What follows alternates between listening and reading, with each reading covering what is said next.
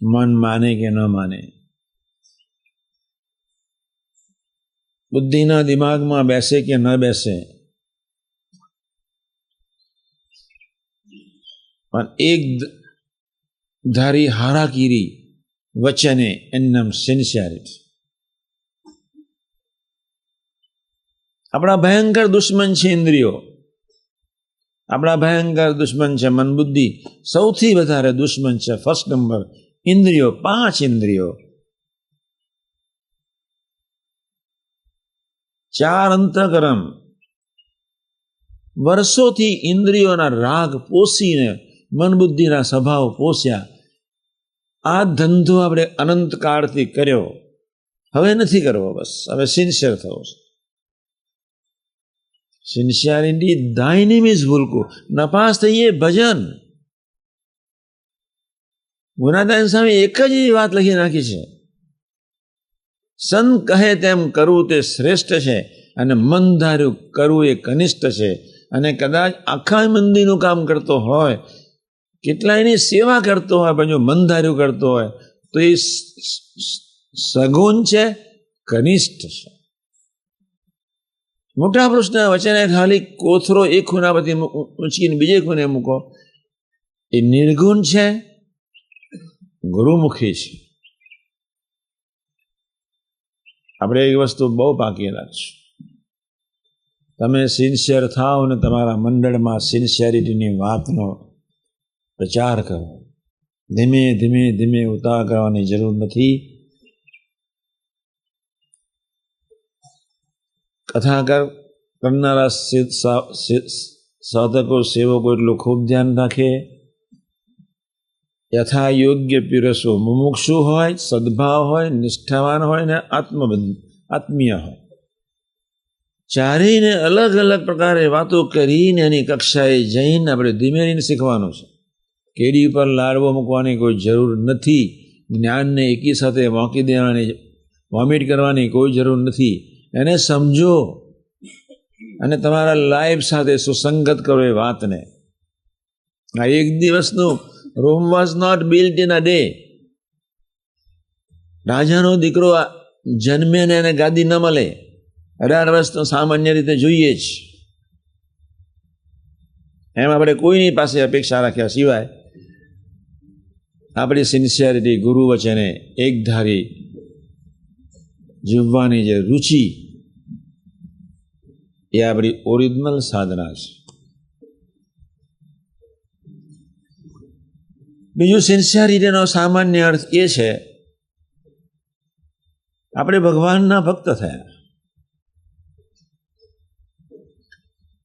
એટલે આપણામાં શિક્ષાપત્રી પ્રમાણેનો વિવેક આવવો જોઈએ. અને જેટલો વિવેકમાં કચાશ એટલી સિન્સિયરિટીમાં કચાશ. જેટલો વિવેક તમારા સાઉન્ડ એટલી સિન્સિયરિટી ઉત્તરોત્તર વધતી જશે.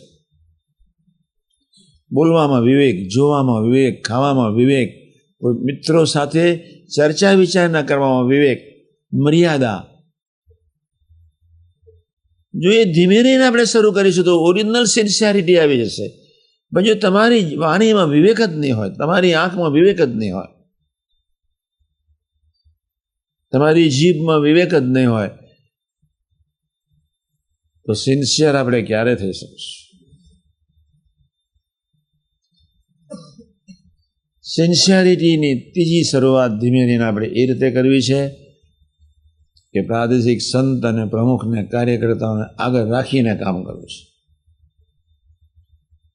એમને ઉચ્ચારણ કરવા નથી, મનને મૂકીને પણ કામ કરવું છે. કોઈ એવી ભયંકર તકલીફ જેવું લાગતું હોય તો મને પૂછી લેવાની કોઈ વાંધો નથી, પણ એ લોકોની સાથે કોઈ આયોજન સાથે કાર્યકર્તાઓ, પ્રમુખ કે પ્રાદેશિક સંત આવ્યા હોય, you must follow him, them and them. આપણે સામાન્ય રીતે આ વાતને સમજીશું નહીં તો ખરેખરી સિન્સિયરિટી ભગવાનના વચને જીવવા માટેની આવશે નહીં. એટલે ગુરુમુખી જીવન, મનમુખી જીવનનો પ્રલય અને ગુરુમુખી જીવનની શરૂઆત, ગુરુમુખી જીવન ધ્યેય, ડેસ્ટિનેશન, એ જ અંતિમ યાત્રા, એ આપણી ઓરિજિનલ સિન્સિયરિટી છે. ગુરુમુખી જીવન મીન્સ એનું ગમતા પ્રમાણેનું જીવન. એને શું ગમે છે એનો વિચાર કરીને આપણે પગ મૂકવાનો છે, હલનચલન કરવાનો છે, વિચાર કરવાના છે. બાકીના બધા જ વિચારો, બાકીના બધા જ હલનચલનને ફેંકી દેવાના છે. થોડીક વાત પહેલી સમજાવી લો. નિષ્ઠા.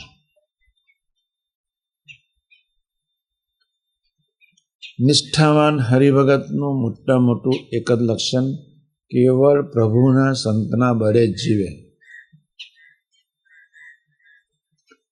એની નામ નિષ્ઠા કહેવાય. આમ નિષ્ઠા તું સદા દિવ્ય સાકાર સર્વોપરી કરતા હરતા હિતકારી. નિષ્ઠાના વતના પ્રથમ 27, 37, 62, 72, છેલ્લાનો 38 ઘણા વતના છે.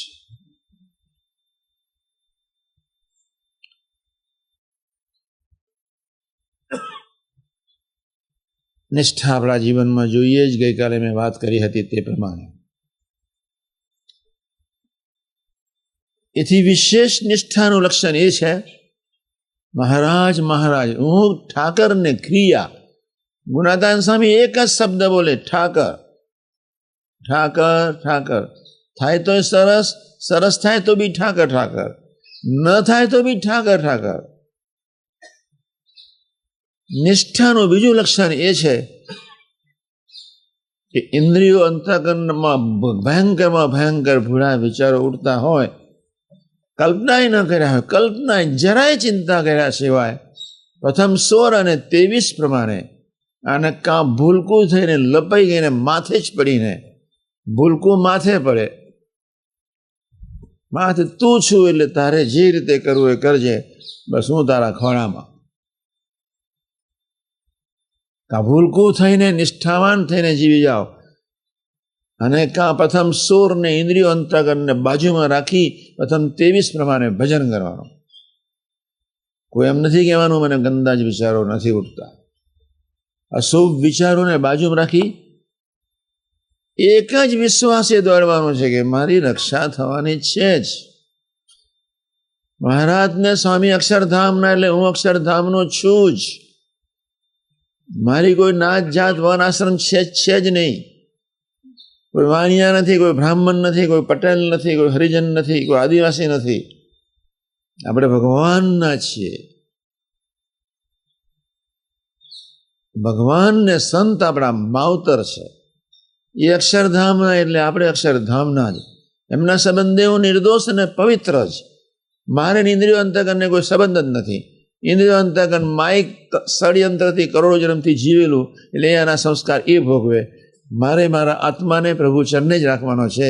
તારું જે થવાનું એ થાય એવા ભાવથી નિરંતર કેપમાં રહીને મન બુદ્ધિને ઉખેરીને સંચેરીને દૂર કરીને ફેંકીને પણ કિંચિત વજન તમારા શરીર પર મારા અહીંયા 2-4 કીડીઓ ફરતી હોય મને ખ્યાલ જ ના આવે. તમારા શરીર પર લાખો બેક્ટેરિયા છે, તમને ખ્યાલ નથી. એક રૂવાણામાં લાખ જીવ છે, તમને ખ્યાલ નથી. એમાં તમારા 9 કરોડ રૂવાણા. આમાં કેટલી જીવાત છે, આખું માઇક્રોસ્કોપથી આખું જુઓ તો તમારું શરીર ગંધાતું જ હોય. ખાડા ટેકરાવાળું જ દેખાય. અત્યારે આમ સિમેટ્રિકલ દેખાય. આખું શરીર ખાડા ટેકરાવાળું છે. નરી જીવાત જ અંદર છે. એ જેમ જીવાતનો ભાર નથી રહેતો તેમ સૂક્ષ્મ શરીરના કજિયાનો રંચ માત્ર ભાર ન રહે. એમના નિષ્ઠાવાન સેવકનું લક્ષણ કહેવાય. આપણે એવા થવાનું છે. તમે ખૂબ સજાગ રહેજો.